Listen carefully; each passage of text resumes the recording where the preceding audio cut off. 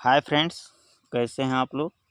Friends, आज हम इस क्लास में मौर्योत्तर काल से संबंधित प्रश्नों को पढ़ेंगे, जिसमें कि पहला क्वेश्चन है हमारा कि निम्नलिखित में से वह महानतम कुषाण नेता कौन था जो बौद्ध बन गया था। तो जो बौद्ध बन गया था वह महानतम कुषाण नेता कौन था, तो वह था कनिष्क।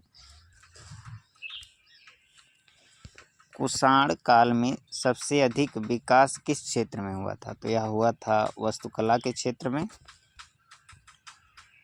सातवाहनों ने आरंभिक दिनों में अपना शासन कहाँ से शुरू किया था, तो यह शुरू किया था आंध्र प्रदेश से। चीनी जनरल ने कनिष्क को हराया था, तो चीनी जनरल ने कनिष्क को किस चीनी जनरल ने कनिष्क को हराया था, तो यह हराया था पेंचाओ ने। किसने? पेंचाओ ने। अगला क्वेश्चन है कि निम्न में से किसने बड़े पैमाने पर स्वर्ण मुद्राएं चलाई थीं, तो यह चलाई थी कुषाण शासकों ने। कलिंग नरेश खारवेल किस राजवंश से संबंधित था, तो यह संबंधित था चेदी वंश से। पुष्यमित्र शुंग मौर्य सम्राट बृहद्रथ के राजकीय सेना में किस पद पर आसीन था, तो यह आसीन था सेनापति पर, जिसने कि बाद में बृहद्रथ की हत्या करके शुंग वंश की स्थापना की थी। सतवाहन जिन्हें कि आंध्र सतवाहन वंश का संस्थापक जिन्हें कि आंध्र सतवाहन कहा जाता था, इसके संस्थापक कौन थे, तो इसके संस्थापक जो थे वह थे सिमुख।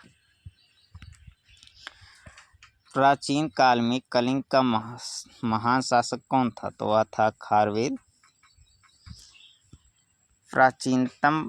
प्राचीन भारत का महान वैयाकरण पतंजलि जो किसका समकालीन था, तो वैयाकरण पतंजलि जो हैं यह समकालीन थे पुष्यमित्र शुंग के। सर्वप्रथम भारत में विशुद्ध संस्कृत भाषा में लंबा अभिलेख किस राजा द्वारा जारी किया गया था, तो यह जारी किया गया था शक राजा रुद्रदमन के द्वारा।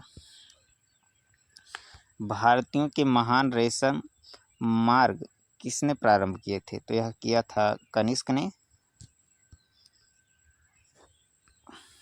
अगला क्वेश्चन है कि उत्तरी तथा उत्तरी पश्चिमी भारत में सर्वाधिक संख्या में तांबे के सिक्के को किसने जारी किया था, तो यह जारी किया था कुषाणों ने।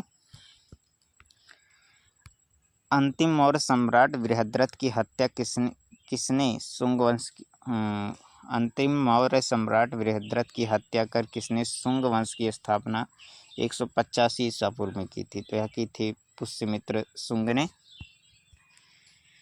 जरक और नागार्जुन किसके दरबार की शोभा थे, तो यह थे कनिष्क के दरबार की। शक समवत का प्रारंभ किस सम्राट के शासनकाल में 78 ईसा पूर्व में हुआ था, तो यह हुआ था कनिष्क के शासनकाल में। तथा निम्न में से कौन सी कला शैली भारतीय और यूनानी ग्रीक शैली का सम्मिश्रण है, तो यह है गांधार शैली। निम्न में से कौन कनिष्क के बौद्ध होने के लिए उत्तरदायी था, तो यह था अश्वघोष। तक्षशिला विश्वविद्यालय कहाँ स्थापित है, तो यह स्थापित है पाकिस्तान में। कनिष्क बौद्ध धर्म की किस शाखा का अनुयायी था, जिसका प्रचार उसने मध्य एशिया तथा सुदूर पूर्व में किया था, तो वह था महायान शाखा का। तथा कनिष्क के शासनकाल की सर्वाधिक महत्वपूर्ण घटना कौन सी थी, तो यह थी चतुर्थ बौद्ध संगति। किस वंश ने मौर्य वंश की जगह ली थी, तो वह था शुंग वंश। कनिष्क की राजधानी कहाँ थी, तो यह थी पुरुषपुर निम्नलिखित में से किसका दूसरा नाम था, तो पेशावर का नाम जो था यह पुरुषपुर था।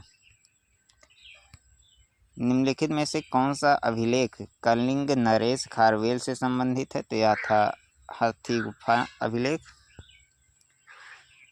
किस सातवाहन नरेश ने गाथा सप्तशती नामक पुस्तक कृति की रचना की थी? तो वह की थी हॉल ने।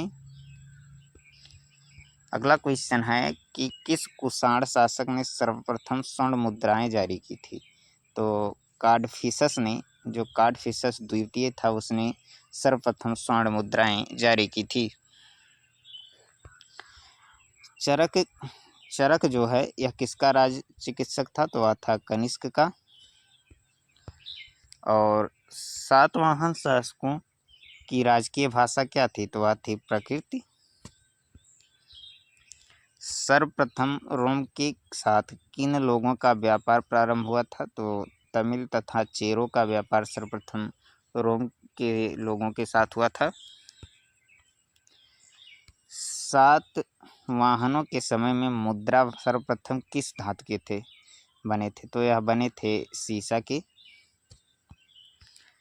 विक्रम संवत कब से प्रारंभ हुआ? तो विक्रम संवत जो है यह प्रारंभ हुआ था 58 ईसा पूर्व से। अगला क्वेश्चन है कि भारतीय रंगमंच में यवनिका का शुभारंभ किसने किया? तो यह किया था यूनानियों ने। यवनिका जिसे कि क्या कहते हैं? पर्दा। बुद्ध की खड़ी प्रतिमा निम्न में से किस काल में बनाई गई थी? तो यह बनाई गई थी कुषाण काल में। शुंग वंश के बाद किस वंश ने भारत पर राज किया? तो राज किया था कण्व वंश ने, जिसके संस्थापक वासुदेव कण्व थे।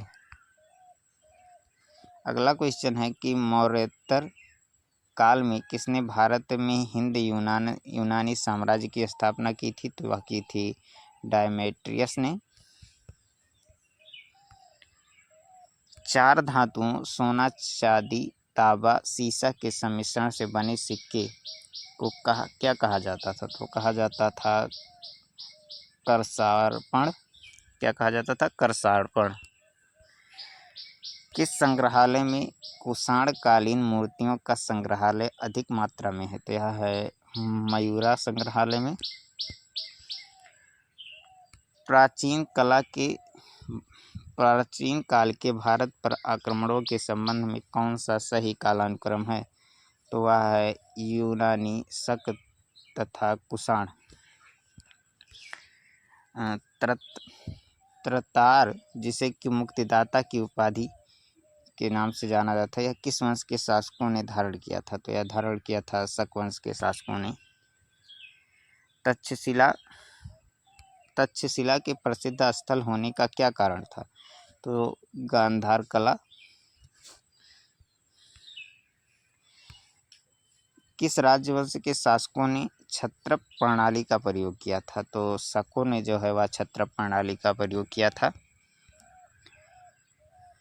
अगला क्वेश्चन है कि किस राजा के शासनकाल में ईसाई धर्म का प्रचारक सेंट थॉमस भारत आया?